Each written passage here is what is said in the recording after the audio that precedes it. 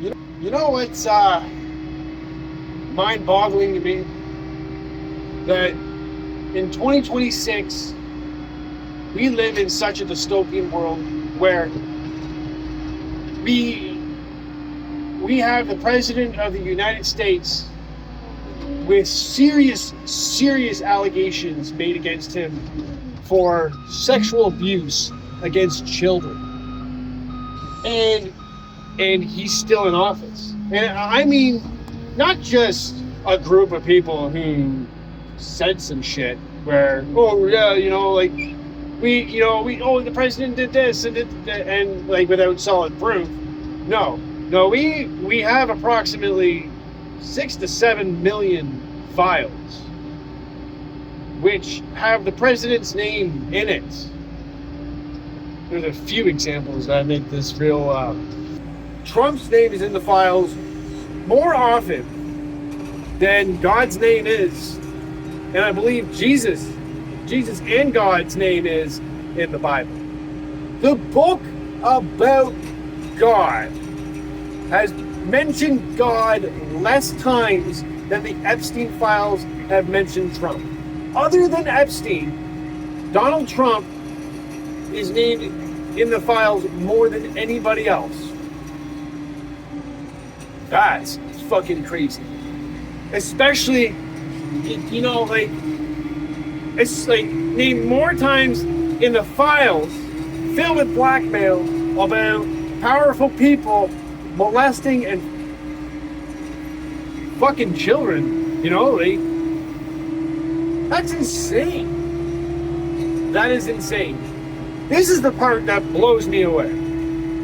If Bob from the grocery store had allegations of sexual abuse against children, Bob would lose his fucking job at the grocery store. You wouldn't want Bob at the grocery store where you take your kids. You wouldn't want Bob working at a daycare either. But that's just the grocery store. We don't want Bob to have access to the public like that, especially children.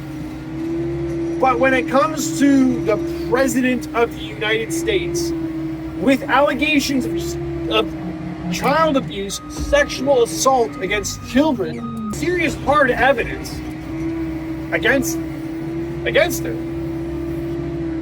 Like, substantial evidence. And we allow him to remain in office to lead the free world. Like that to me is insane. And it also goes to show you how powerful these people are and where and who they're associated with. Because come on now. You can't tell me that other powerful people in the government aren't involved. I mean, just look at, for example, other people who are part of the government who are involved. Just one name, Howard Nutlick. Lutnick. I like Nutlick. Fuck that guy. Fucking Dumpy and Nutlick. That's another motherfucker that needs his hard drive looked at real carefully. Here's food for thought. During Trump's first term, when he left office, he stole a whole bunch of files, enough files that they needed a team of people to go into Mar-a-Lago and remove these files. How many fucking files did he take? They're saying ample amount. Not really a number. They didn't go into any detail of what these files were or why Trump wanted them. But it really makes you wonder, did he steal the Epstein files? Is that what he took from the first term? Because he knew that he was going to get fucked up? That's why he took those fucking files? That's what I think. You know what I mean? You can't throw...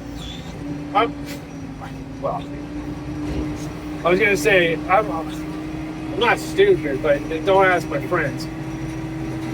And it's hard to throw a fastball like that past me. I usually catch it. I listen, I pay attention, I think about the information that's being told to me. I cross-reference it. I do my own research. And let me tell you, this Epstein rabbit hole has it's deep. I sometimes I think I haven't even scratched the surface, and I've done hours, days of research into this, and like I just don't have time to quit my day job and make the Epstein files my day job, or I would, because more people, they need to be educated into what's actually happened. You know, like, so like I mentioned, not like Dumpy, two people who definitely need to be looked into. Riddle, they're like, Trump's riddled in the Epstein files. Nutlick is in there a bunch of times too. And so is a fuck ton of other people, and everyone involved needs to be searched. I don't care what their reasoning was for going to the island, because I find it really hard to believe that the people going there had no idea what was going on. Because like, maybe like pre-20 or 2006, maybe pre that, because he was finally finally charged with the crimes of sex trafficking and whatnot. So, I mean, after that, like, come on, if you're a powerful person, you know, you either know Epstein or you know of Epstein. That's just how it went. And so, post 2006, I find it very hard to believe that people didn't know what was going on at the island, or didn't have some sort of idea, or hear some rumor. It just doesn't make sense. So, I mean, like, if you were on that plane, you were on that island, you were a close friend of Epstein's, or even just an acquaintance, I think all these people need to be looked at before they can scrub all this shit away. You got to make sure that we get these people. We show the world that we're not afraid to crush the elites, because the elites are just people too. I don't give a fuck what kind of money you have. You're just a person, and you can't be protected by your money. That's the kind of world I want to live in, where money can't protect you. It's just, it's sick. So like, I'm a new father within the last 2 years. My second child is around the corner on the way. But before, pre-fatherhood, yes, this shit bothered me. It always bothered me. I thought it was fucked up and gross. But now not post-fatherhood, but after being, you know, becoming a father,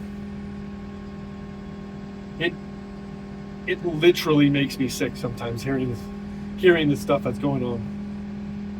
Oh, it literally makes me sick. I just don't understand how you can harm a child in that sense. I don't understand how anybody could find a child attractive.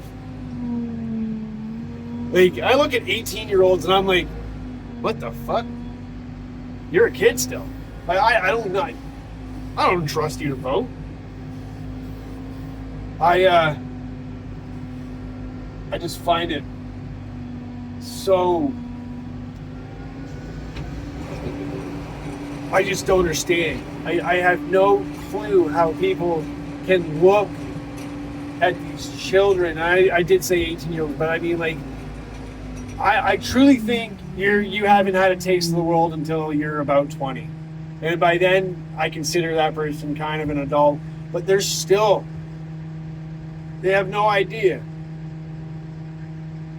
They have no idea what the world's like. They're still mentally, like, in party mode. They're still understanding how things work. Their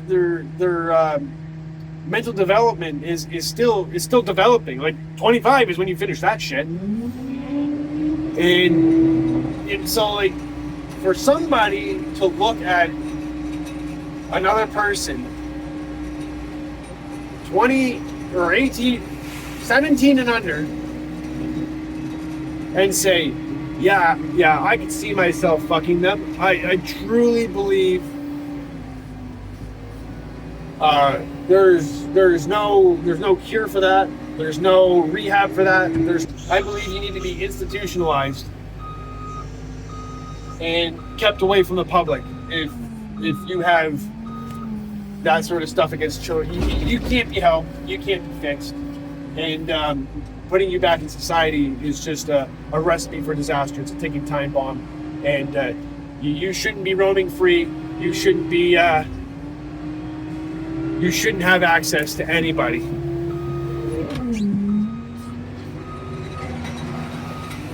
Because at that point, we can't trust you.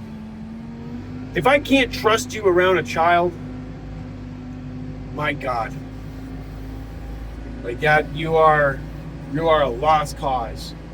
I just needed to vent to I guess an outlet that hasn't heard me cry about this before. You know, we need to help the world heal, and the only way to do that is to prosecute and take down the monsters who have created this little what is a good example? This little dystopian paradise that they have created.